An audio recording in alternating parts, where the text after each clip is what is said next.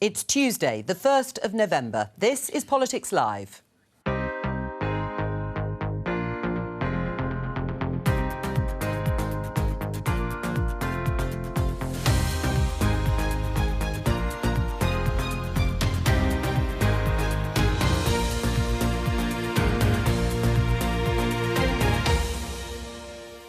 Joining me today, Conservative MP Miriam Cates, Labour MP Angela Eagle, Associate Editor of the Financial Times Stephen Bush, and Emily Carver from the free market think tank the Institute of Economic Affairs. Today. Well, I think in this job you do have to choose your language carefully. That from the Immigration Minister after the Home Secretary said this yesterday. The British people deserve to know which party is serious about stopping the invasion on our southern coast. Labour weren't impressed. The Home Secretary has come to the House today and announced to us that the immigration system is broken. Can she tell us who's been in power for the last 12 years? Remember this? This country will not be able to tax its way to growth. After the death of Trussonomics, is the high-tax Chancellor about to become a higher-tax Prime Minister? I pay about £1,500 a month, which is more than my mortgage. Childcare, how can its costs be reduced and availability increased? Former Health Secretary Matt Hancock enters the jungle and loses the Conservative whip.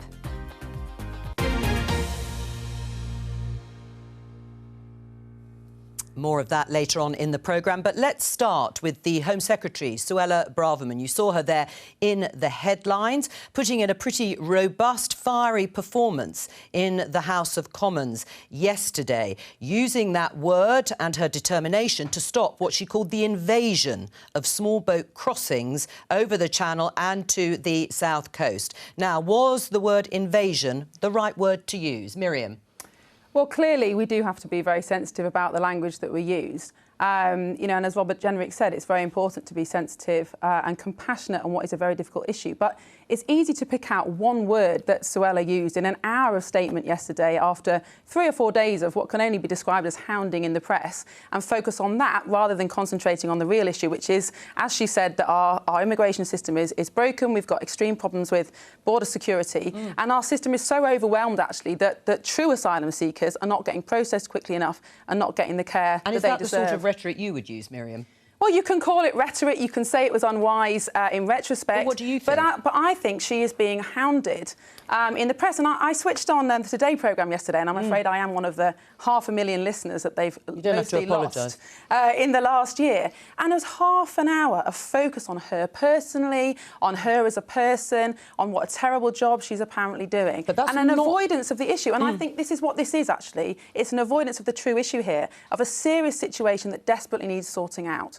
Angela, is that the right sort of word to use for what is a very serious issue and Miriam feels isn't getting the attention it deserves in the right way? I think it's been done deliberately by the Home Secretary to distract away from the fact that she is failing to do the basics in her job, not only failing on national security grounds with what we heard about the emails, not only failing to get the immigration system under control, but actually floundering around. She's a bad Home Secretary, and she wants to create a diversion to divert away from the fact that she's saying the system is broken. Who's been in power for the last 12 years? Who's broken it? Why isn't she fixing it? Why is she indulging in this distraction? Why do 96% of last year's arrivals by boat still haven't been processed? Why does it take so long for the Home Office to deal with a basic issue? And, this is what she's doing. It's populism and it's dangerous rhetoric. Right, you think it's dangerous rhetoric? Yeah, I mean, we did the figures. Well, we did the figures yesterday. There was an attack on the immigration centre by somebody who threw 3 firebombs at it, and she she's using incendiary language. It's not the behaviour that you'd expect from a responsible Home Secretary. What word would you use, Angela? Because if you look at the numbers, we did some of the statistics yesterday. The number of people who have made that dangerous crossing in small boats is just under 40,000 for the year to date. The year before, I think it was about 24,500. In the pandemic, it was far, far lower. If not an invasion, what would you say it was? Look, I think it's a problem that they haven't been solving, because to solve it, you need to work cross-border and you need to work in cooperation with the French, the Belgians, our European partners. And instead of rowing with them, which is what the ERG and the faction of the Tory party that Suella Braverman comes from have been doing and throwing blame around, you actually have to do the hard graft of making the system work and coming to agreements. And that is where she and many of her other ministerial colleagues have failed. Well, I think that the Home Office and the government have tried exceptionally hard to work with the French and European partners over the year. And I think this year alone, in partnership with the French, we've stopped 28,000 people arriving on the shores. Yes, 40,000 have arrived, but 28,000 have been prevented from coming. But again, I think this detracts from the wider issue. We have a global migrant crisis. We have become a target for criminal gangs across the world. That is true. And our system is simply being overwhelmed. And I accept the criticism of the Home Office not processing people quick enough, but it is simply a function of the sheer numbers of people that are arriving on our shores. And I think, just to the point on populism, of course we should not be using incendiary language. But we also need to be in touch with the genuine concerns of ordinary people who do see illegal immigration and insecure borders as a serious issue. Is that language using the word invasion and other language, actually, that Suella Braverman has used when discussing this issue around the deportation of migrants, for example, is that appropriate? No, I mean, look, invasion is what is happening in Ukraine. It is not an appropriate form of words to use about a group of people, 70% of whom are eventually, when their application processes through this incredibly slow process, given the right to stay here. But it's not an appropriate use of language for people who simply want to make a better life for themselves. And also, I think politically, given the government's struggles to get to grips with the issue, I don't think it's very wise from a Conservative self-interest perspective for the Home Secretary to be talking in quite such lurid language about something that her department is clearly failing to tackle. What do you think, Emily? I think the situation has changed, and while I wouldn't have used the word invasion, particularly considering the fact that there was a firebombing at the migrant processing centre in Dover, the strength of feeling among large proportions of the public is very strong. And I feel like many people feel that they are being gaslit, because they're being told that all of the people attempting to make this crossing are asylum seekers, refugees. Let's have a look at the stats and look at what the Home Office officials are actually saying. Tony Smith, the former Director General of the UK Border Force, he says the cohort coming through at the moment contain dangerous criminal elements. 12,000 out of the 38,000 this year are Albanians. This is putting unprecedented strain on our asylum system. So I think we need to be honest about how the demographics of those coming over is changing and how some people are simply trying to escape the system as quickly as they can. You know, as the clandestine channel threat commander at the Home Office said, many don't even wish to follow through with the asylum process. They're put in a hotel and then they disappear. I think everyone has a right to be worried about this. And what really annoys me, actually, is that there are politicians, Conservative MPs, for example, David Davis, who voted against the Rwanda policy for moral reasons. He's now campaigning against having asylum seekers resident in hotels in his constituency. So you've got to get behind a policy if you want this to the matter to change. But I do think that also saying Suella Braverman can't do anything about this, she is being hamstrung in many ways. You have charities, legal campaigners, all having different legal challenges against the Rwanda policy. Then you obviously have the European Court to deal with as well. There's so many challenges. Well, let me let the others respond. Angela, what do you say to that? I think, firstly, when you're Home Secretary, you have to go according to the law, or other Home Secretaries have done it. And if you have to change the law if that's not working, I think it's important. Everybody wants our borders to be controlled appropriately, and they want a system that allows genuine asylum seekers, of which many of these people are, It's no good portraying them all as Albanian criminals. No, but the cohort has changed. The demographics Well, have changed. it's a recent development. These things happen and it needs to be monitored. So they need to come to proper arrangements. They need to get the National Crime Agency to work to deal with the criminal gangs in cooperation with other countries where these people are coming from. None of that's happening because Suella Braverman and these entire Tory governments, we've had 3 iterations of them in the last 4 weeks, are too busy staring at their own navels to actually make anything run in the country. I mean, and Stephen have a point, Miriam, that actually what Suella Braverman could be doing is highlighting the very issue that Conservative governments had failed to grip, despite making the issue of small boat crossings such a central part of their campaigns, their manifestos, and yet nothing has changed. It's actually got worse, whether it's been under Priti Patel, Grant Shapps very briefly, and now Suella Braverman. No flights have gone to Rwanda. Small boat crossings continue under Conservative governments. Well, I think that's absolutely what she did say yesterday in Parliament. She admitted that it's a crisis, that we're not sorting it out properly, that we have failed in many ways, obviously, to get a grip on this. And I think she's also spoken in the past about the way that legal challenges are brought that abuse some laws that were there for good reason to protect vulnerable people that are now being abused and that are preventing us from sorting out this problem. This is not a problem that can be solved overnight. But I do think that Suella Braverman has a grip on both the law and the issues at hand to deal with this. But let's not forget, she's been in post for 2 months. We cannot blame 40,000... out of post and then in post again. But in total, for less than 2 months, we cannot blame Suella Braverman for 40,000 people arriving on our shores illegally. It's a much bigger problem than can be solved in a couple of weeks. Should you just admit, both of you, as MPs, that actually it's an impossible problem? I mean, it seems to be an intractable problem to solve. No problems are impossible, but you have to get a grip on your department. You have to cooperate with other people and other organisations from other countries to try to drive the criminal gangs out of existence. And unfortunately, this government is too busy throwing brickbats at Europe to cooperate with it. Finally. It is an impossible problem to solve if we don't reduce the numbers of people arriving on our shores. It's just too big a problem. The only way we can do that is to have a proper deterrent to stop criminal gangs exploiting this issue. Is there also a sense, Stephen, finally on this, that actually the sort of language, the sort of discussion around this subject does to some extent mean there is a possibility for Rishi Sunak, because of all the economic difficulties which we're just about to talk about, that they might win on the culture wars, if we call it that more broadly?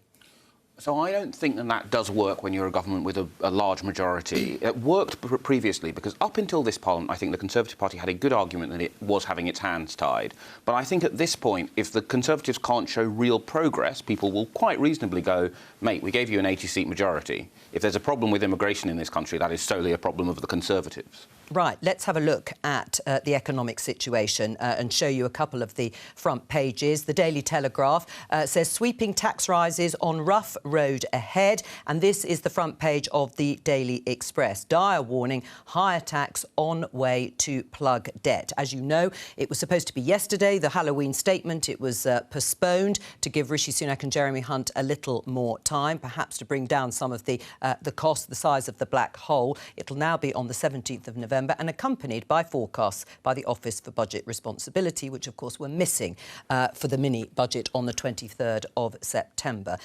So the Telegraph has reported that Jeremy Hunt is looking at saving money in a ratio of 50% for tax rises and 50% spending cuts. Where would the split be for you, Miriam?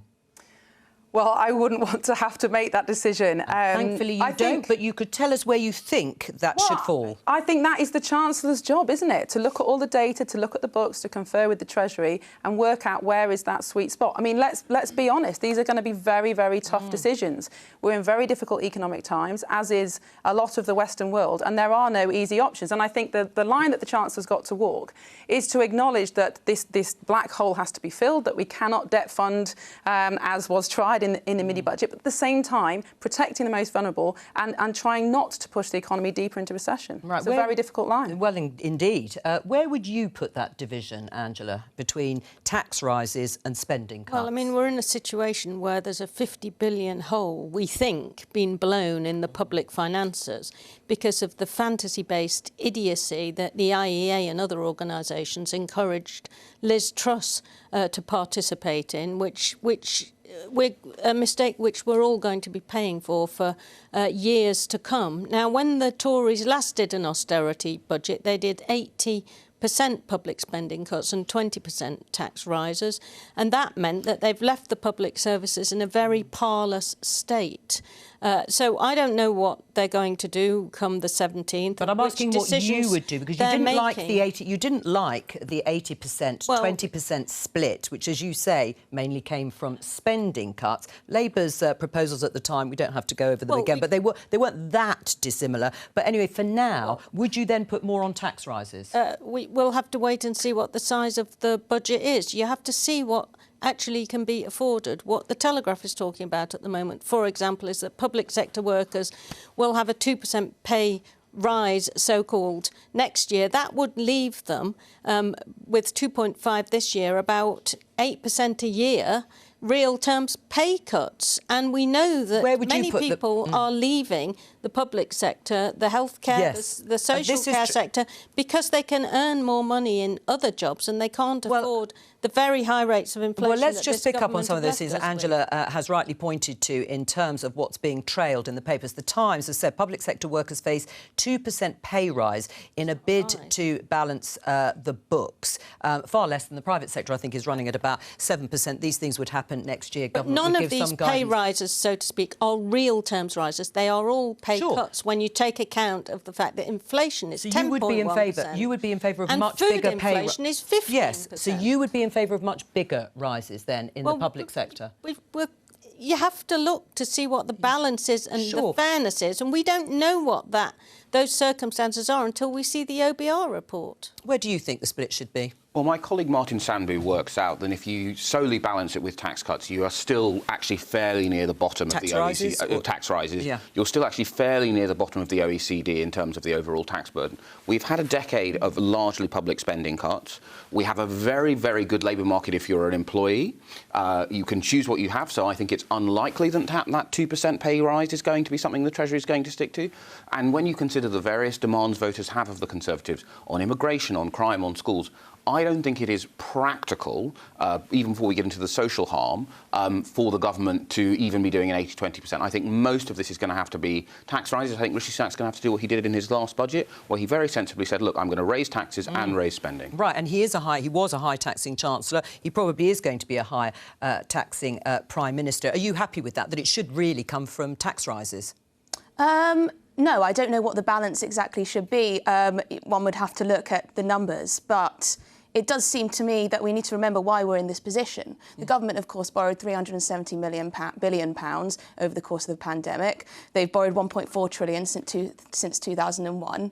We live beyond our means continuously for decades, well, 2 decades, in fact. So was Angela right when she said that the Institute at our desk now? Yeah, but was Angela right when she talked about the Institute of Economic Affairs, where you are based, that actually that was then the wrong time to have advised a Prime Minister on the idea of tax cuts, which, of course, then did spook the markets, and we are in a worse financial situation than we would have been. Yeah, I mean, free market organisations like the Institute of Economic Affairs have advised for many years that the tax burden has been too high and that there are areas where red tape and regulation should be cut. That is an overall vision. That does not mean that the Prime Well, let her finish the sentence and then you can come back. That does not mean that the Prime Minister's mini-budget was based on some policy manifesto that the IEA or any other free market institution. You did advise She surrounded herself with advisors from the IEA. You were all cock-a-hoop after the mini-budget about how fantastic it was. The Telegraph,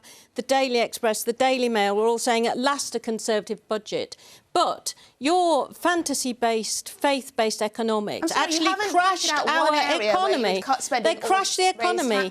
It exploded on landing, and the £50 billion hole that your ideas blew in our national budget is what we are all now going to have to pay for. So I don't know what Emily respond. Programmes like this and continue to push the same rubbish. I'm sorry, what am I continuing to push? I didn't even support Liz Truss as Prime Minister. But the get your facts right. But the IEA did. The IEA did, Emily. But ask the question that you were posing. Many people at the IEA welcomed a shift towards a lower tax economy. That worked well. Yes. That worked well, Many people who advised the Prime Minister were ignored when it came to the impact that moving too fast and too quickly would be on the financial markets. It was up to Liz Truss and Kwasi Kwarteng only to decide what policies they put before the House of Commons. So do not pretend that I... Not you personally, but your organisation. And we don't know, we don't know where your funding comes from in the IEA either. That's another top secret. Can you pinpoint one area where you would raise taxes or cut spending? Listen. Because you've completely ignored that question. Answer that question, Angela, then I'm going to go to Miriam. Well, Rachel Reeves has said that we will take the non-dom status away, for example, to raise money. Hang on, no, it's not hang on. It's £3 billion. You might not think it's you might think it's a pittance, but it's not a pittance. There's all sorts of ways of raising money, which our Shadow Chancellor will bring to the table at the appropriate time. Well, let me just show you this tweet from Tim Montgomery along these lines. A massive moment. This was at the time of the mini-budget for IEA London. They've been advocating these policies, the tax-cutting policies, for years. They incubated Truss and Kwarteng during their early years as MPs. Britain is now their laboratory. Well, of course, no longer. Things have moved apace. Do you think, Miriam, that actually the Institute of Economic Affairs, the people that work there, the ideas that they proposed, led your party astray? Well, obviously, I wasn't party to discussions at the top of government, but I think it's a mischaracterisation of the mini-budget to say that it was the IEA's dream. Let's not forget, the biggest spending commitment of the mini-budget was this energy price guarantee. But that had already happened before the mini-budget. I will let you finish, but we need to say that those plans had already been published. I mean, they may have not had a precise price tag, but we knew they were about £100 billion, Miriam, and it was the market reacting to what was announced on the mini-budget. To the gap between income and expenditure of the government. The biggest part of that was this energy price guarantee that is hugely expensive and has widespread political support. But I think Emily's right. The mini-budget, whilst it absolutely was a political mistake and was very regrettable in hindsight, what it did was highlight some very deep-seated structural economic issues that we have in this country, which are the fact that we have been debt-funded, we have a regionally imbalanced economy, and we've used the City of London to basically prop up the regions.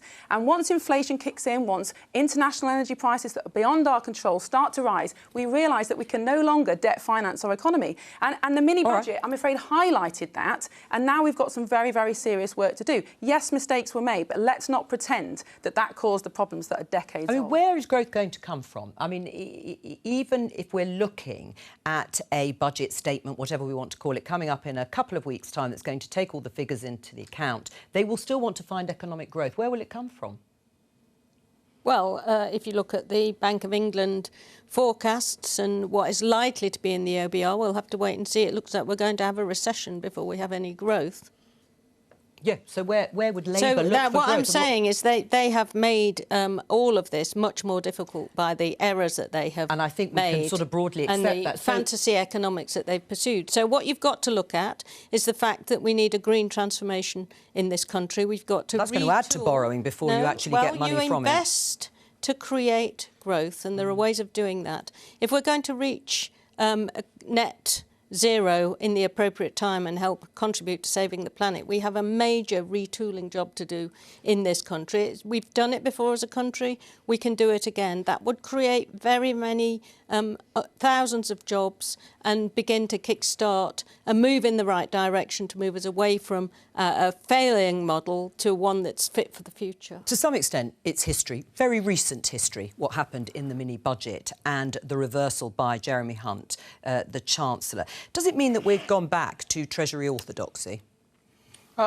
Well, yes, in lots of ways it does, right? It shows that, broadly speaking, our current understanding of how economic policy works was about right. We know that there is some capacity to borrow, mostly for long-term investment. We've had it demonstrated that you cannot go, don't worry, I'm going to borrow to spend day to day, and trust me, my plan is growth will magically come from the ether. But it is in a much more difficult context, right? In every other previous version of this debate, the Conservative Party has been able to point to an economic record that has broadly been seen as fairly good by most voters. And now they're in this very difficult position of having to explain these very painful cuts, or these very painful tax rises, or a combination of the two, while at the same time being not only the people at the wheel of the car, but the people who crashed the car and are now sort of having to say, look, trust us, we may have crashed this, but don't worry, we're the people still to keep on the road. Yeah, Miriam, how are you going to do that to your constituents? Well, clearly, you know, the global and national economics is hard to explain. You know, I don't dispute that. But I do think it's important to draw on, you know, the 2 or 3 decades of difficulties in our economy. And I think, of course, Tory MPs are always calling for tax rises. Everybody would prefer to have low taxes. Tax of course, cuts. sorry, Tax cuts. I do apologise. I'm going to be in trouble for that. Of course, Tory MPs always calling for tax cuts. And in an ideal world, of course, we'd have a low tax. But actually, the popular position amongst voters is fair taxes. And I think that's what we should be. What does that mean? It means that people pay according to their means. And I think we've got some serious issues in this country. Should we be singing the red flag next? Oh, no, I will might not be a go little that way far. to go before that happens. And you know, the reason that expenditure is high and taxes are high is because the demand on the state is high. Yeah. And there are all sorts of reasons for that. You know, people needing the health service, people have family breakdown, all these kind of reasons. We need to look at the social demand on the state before we can just say we can cut taxes and we don't need the state. Well, is this one route? Let's have a look. BBC breaking news. BP reports £7.1 billion quarterly profit, more than double the amount it made at this time last year due to high oil and gas prices. Should they stop resisting a further levy, a further windfall tax on these enormous profits, which would help at least plug that gap? I do think it should be seriously looked at again. I mean, it's a huge amount of money. We're going to talk about childcare in a minute. That's almost double the national childcare budget. That is an enormous amount of money. And I think in really difficult times like this, of course, there are arguments about not putting off investment. But I think when you look at figures like that, the cuts that we're going to have to make, yes, absolutely, we should look again. Emily, do you agree? I don't think it would touch the sides of the energy bill subsidy costs. But would it be worth doing? I don't particularly think that it would be good in the medium to long term. I think it would impact investment. I think it would have negative consequences. I think it's a populist measure that everyone wants is popular in the country, that's for sure. But I'm not sure that in reality it would reap much dividends. But I would just say one very quickly is that one of the major reasons that people got behind Liz Truss wasn't the tax cuts. It was because she spoke about supply-side reform, planning reform, etc. Except for Tory MPs weren't behind them. These things shouldn't be thrown out. Planning reform is one of those things that needs to be done to get things built in this country, be it renewables or housing. Are you disappointed that Miriam looks as if she might be going down the track of a windfall tax, a further windfall tax on oil and gas producers? I can see why she would. It's a popular policy. It's a popular policy in the polling, but I don't think it will reap the dividends that we think it will. These supply-side reforms, these reforms to planning that Emily has mentioned, and we're going to talk about childcare in just a moment, childcare reform. The problem with it, as far as I can see, is that a lot of Tory MPs are against them. Yeah, look, that's essentially the big problem, right? Liz Truss talked about an anti-growth coalition, which spreads across all of politics, but its biggest and most powerful component, unfortunately, is Conservative backbenchers who voted against planning reform once in this Parliament. Rishi Sunak, looking at the very difficult inheritance he has basically gone, I'm not going anywhere near planning reform. You must be mental if you think I'm going to touch that. But that does mean if you're not... Look, if you do not have a supply-side approach to get growth, if you've cut yourself off from your biggest nearest market, if you can't build housing, if you're saying that you're not allowed to have onshore renewables, then you very rapidly, when you have, exactly as Miriam says, an ageing population, there are loads of reasons why the demand on the state is going up. That is a secular trend. If you don't have a growth strategy, you do get into difficulty very quickly. Right. During the Conservative Party conference, Miriam, we asked a number of Conservative MPs about this divide between what they say in public when it comes to planning reform and what they say in private. If you have a planning application come before you in the future, will you stand there and not object to it, which is what we found? They wanted liberalisation of planning, and then in private they had objected to any house building or any planning application that had gone ahead of them. Well, I think this is not a particular issue in my constituency. We've got a lot of brownfield that's being developed with broadly public support. Of course, there's the odd piece of greenbelt that people want to protect. But I think more broadly, I absolutely agree for the need for reform. I think an awful lot of our problems, social and economic, can be placed at the door of housing that is far too expensive and not enough supply. And I don't think we did actually vote against it. I think it was taken off the table before the chance. Because they thought they would lose. But it's not, let's be honest, it's not just Conservative MPs, it's also local councils that don't want to deliver big developments in their patch. So there does need to be a national policy. We need to be a bit more clever about it as well. It's not just lack of supply, although that is an issue. Historically low interest rates have massively inflated the price of assets. Well, property has become an asset. And that's also been a problem, something that we could perhaps tackle differently. Well, just briefly then on assets. We've had a couple of Labour MPs talk about the need for wealth taxes now, that would be, or asset taxes, that would be where they would try and bring in more revenue, apart from taxing the well-paid or the best-paid. Would you be supportive of that, Angela? Well, the Treasury Select Committee, of which I'm a member, had a look at this and got as far as not ruling it out, and that's got a Conservative majority on it. So I think that you've got to look, maybe wealth taxes work at their best if they're one-off, much like the windfall taxes that can help kickstart development when there've been unearned and unexpected super profits. All right, well, let's have a look at these mums, actually, here, who were on something called a March of the Mummies at the weekend, urging the government for reforms to childcare. Let's have a listen. I pay about £1,500 a month, which is more than my mortgage. If we don't find work, we go into debt to pay childcare. We can't do certain things. We've put on hold having a second baby because we just couldn't afford to send 2 children into childcare, and that doesn't seem something that we should be having to decide. Miriam, you've contributed to a report by the Centre for Social Justice about childcare. What did you think was the problem?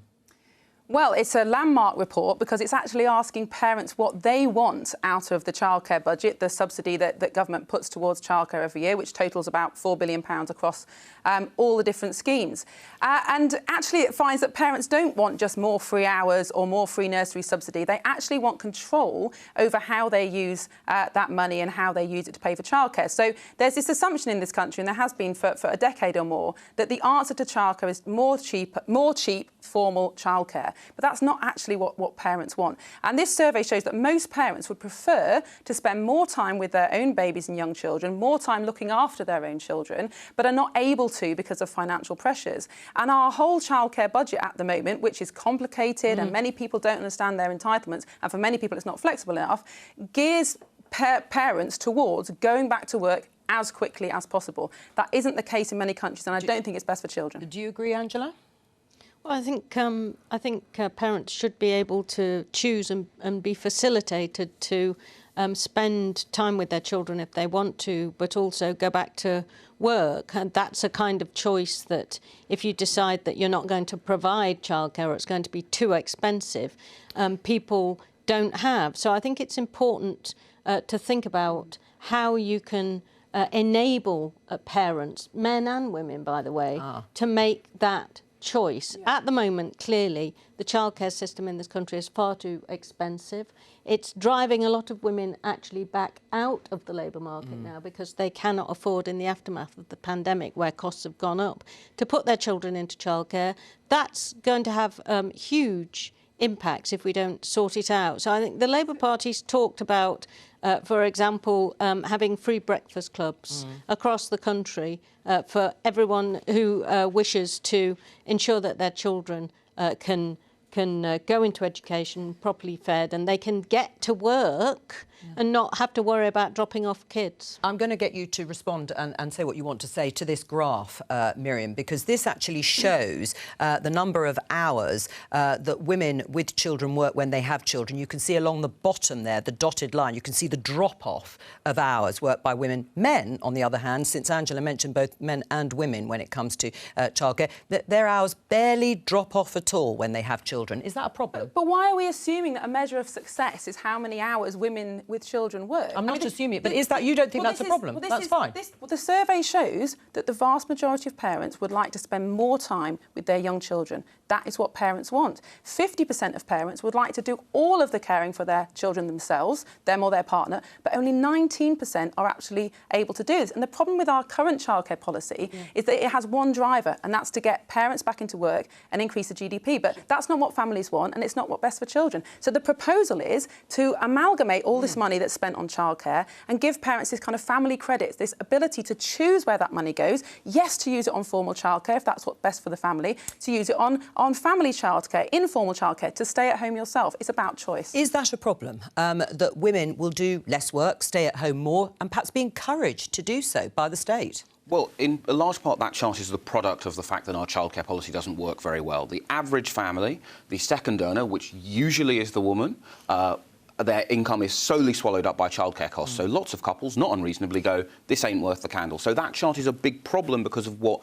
drives it. However, we do have a problem that our childcare policy is trying to do about 3 different things. It's trying to give children the best start in life, it's trying to force parents back into the workplace, and it's trying to solve the gender pay gap. And the problem is it's not really doing any of those things very well. I think the thing which is very useful about this report, it's only 28 pages, I strongly urge viewers to read it, is that it takes a very strong ideological position about what it wants to do. And the big problem we've had in the last decade is really there hasn't been a guiding mind on childcare policy. So we spend a lot of money, we spend the OECD average, we do not get the OECD average in terms of results. I mean, is the real problem that actually people can't afford to work, which is what you heard to some extent from people, Emily, because it may be cheaper almost to stay at home and look after your children, even if you wanted to go back to work? Yes, speaking to women, I don't have children myself, but women with children who are, you know, below the age of 5, really, they do struggle to make that decision because essentially handing over half of your salary or more even on the childcare doesn't make sense really when you take into account that you're missing time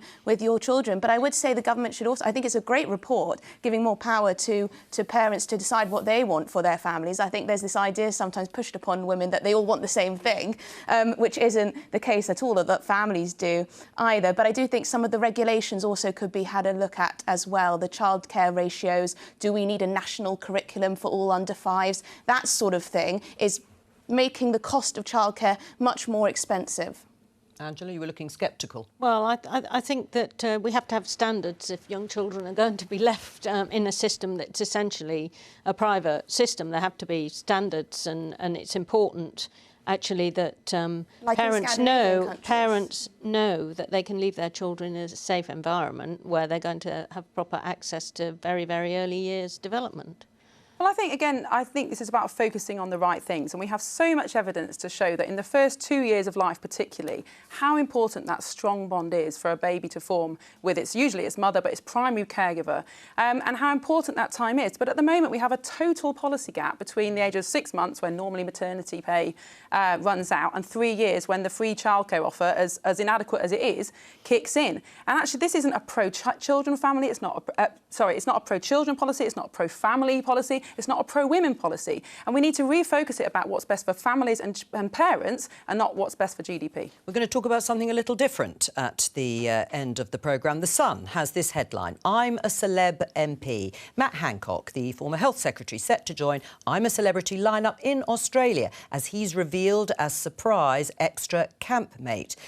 He has, as a result, if I can show you this tweet from my colleague Nick Eardley, Chief Whip Simon Hart, following a conversation with Matt Hancock, I have considered the situation and believe this is a matter serious enough to warrant suspension of the whip with immediate effect. Is it right, Miriam, for a serving MP who draws a salary paid for by the public to appear on programmes like I'm a Celebrity? Would you do it?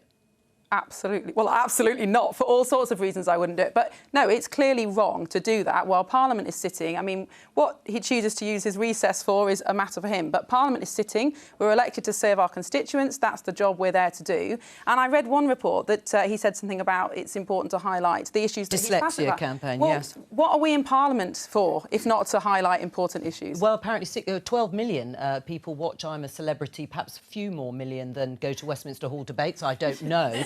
Angela, I don't know how many people are watching our debates in Westminster Hall. Not precisely, but you can tell me. I mean, I just think that he should decide whether he's in entertainment or politics. And it seems to me that the Conservative Party's getting less and less interest in actually governing or doing the day job, so maybe they should call a general election and they can all go off and be on I'm a Celebrity. Well, I mean, he was not the first, of course, to do it. No, Nadine Dorries but she became a cabinet minister after. He was a cabinet minister first. Kezia Dugdale, of course, did it, leader of Labour in Scotland. I mean, people do mix these things up, don't they? I mean, in the sense of combine things. I mean, if I could just show you, Chris Mason, BBC's political editor, has this from Andy Drummond, Deputy Chairman of West Suffolk Conservative Association, tells PA, I'm looking forward to him eating a kangaroo's penis. Quote me. You can quote me on that. Stephen? Well, that does reflect one subplot here, which is that Matt Hancock, I would say, does not seem to be in a very good place as far as his relationship with his Conservative association is. Conservative members do have very broad powers of deselection, so he may live to regret his trip to the jungle. Now, look, I have a confession to make. I've never watched I thought you were going to say you'd been on it and I'd missed it, Stephen. Sadly, although if they're watching, call me. But, yeah, look, it doesn't seem to me obvious that you can combine the role of being an MP with going on I'm a Celebrity. It visibly makes the government look bad. I think it visibly not what... Yeah, if I wanted to talk to my MP about something, I would not want to be put through to a phone call saying, oh, sorry, Diane Abbott can't come to the phone right now, she's in Australia. I imagine people in West Suffolk feel the same. I think it's obviously... I think it's the wrong thing to do by his party, the wrong thing to do by his constituents, and I imagine that if he does decide he wants to stand next time, then his association is probably going to have a thing or two to say about that. And just to be clear, Kezia Dugdale, just to be fair to her, had left politics when she went on to it. I mean, yes, I want Boy George to win. He's a real celebrity. Right, well, we'll go through who we want to win, perhaps on another programme, since I can't remember who else is actually on the show. Stephen raises this issue about whether he might stand again. Is it really that he's thought politics, perhaps frontline, certainly, is over for him. Emily, I mean, he may have wanted to try and get back into the Rishi Sunak government, but obviously that hasn't happened, and that he's going to take his chances out in the jungle. Yes, and he said he was going to run for the leader of the Treasury Select Committee, I believe, as well, which he stood down to. But he's also been on Celebrity SAS, so he obviously thinks he's got some kind of talent in the TV entertainment, but I'm not sure. I tweeted earlier that he might not be there for very long, but actually I'm thinking that with all the gruesome, what do they call them, tests, not tests, challenges that there are, eating, whatnot, he might be there for a little while. Let's just show you the picture since we mentioned it. This was when Rishi Sunak being welcomed into Downing Street, being hugged by various colleagues, except for those eagle-eyed. He walks past Matt Hancock. Now, could have been an innocent reason, but it was generally reported as a snub. Do you think, Stephen, that was the last straw for Matt Hancock, thinking that perhaps I need to look elsewhere in terms of my future career? No, I think, actually, in terms of the people he hugged his campaign managers. But I think, seeing as this is a government broadly of experienced ministers, and whatever one thinks of the political choices Matt Hancock has made, this is someone who has shown he could achieve in a delivery department. I think if he's not, he will have looked at this cabinet and gone, look, if I haven't got in this broad government of all of the party, my frontline career is over. So he probably has still, time to visit it's a jungle, right, still? Yeah, it is. I'm very out of touch on this Just keep you bang up to date there, Stephen. Rachel Wearmouth has tweeted this. Lobby Akinola of COVID Justice UK says the fact that Matt Hancock is trying to cash in on his terrible legacy rather than showing some humility or seeking to reflect on the appalling consequences of his time in government says it all about the sort of person he is. Is that fair, Miriam, or not? No, I don't think it's fair. I think it's the wrong decision to go on I'm a Celebrity, but I'm not going to join in some sort of pile-on on Matt Hancock personally. And I think, as much as people disagreed with some of the policies during COVID, and I was one of those people. Yes. He worked incredibly hard, non-stop during that time. And he came to my constituency and visited a GP's practice. He didn't have to, he was passing, he spared the time, came and thanked the doctors and nurses and the receptionists. Very well received. Whatever you think about his record in government, he worked incredibly hard during that period of time. I mean, do you accept that, Angela, that it does look perhaps like a bit of a pile-on in that sense, to use Miriam's words? And there is an argument for politicians appearing on these kinds of shows if they make donations from their fees. Yes, you've said that he's going to raise the issue of the campaigning of dyslexia, donation to a local hospice in his constituency. Nadine Dorries donated her MP's salary to charity while she appeared on the TV show.